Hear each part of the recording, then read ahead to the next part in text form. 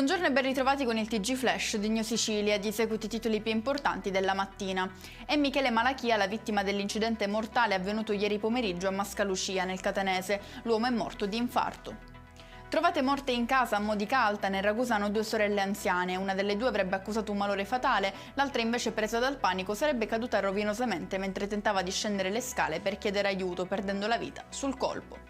Proseguiamo con un'altra notizia di cronaca nera, ma questa volta a Casteldaccia, nel Palermitano. La vittima è una donna trovata senza vita nel bagno di casa. L'allarme è stato lanciato da alcuni vicini che da diversi giorni non avevano più notizie.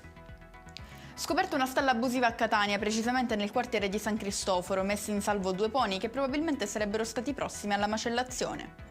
E ora ci spostiamo ad Agrigento, dove sono stati sequestrati 3 bed and breakfast. Le strutture ricettive presentavano diverse irregolarità, a partire proprio dal carattere abusivo delle stesse. E con questo è tutto, prossimo appuntamento più tardi alle 19:30. Grazie per averci seguito, buon proseguimento di giornata.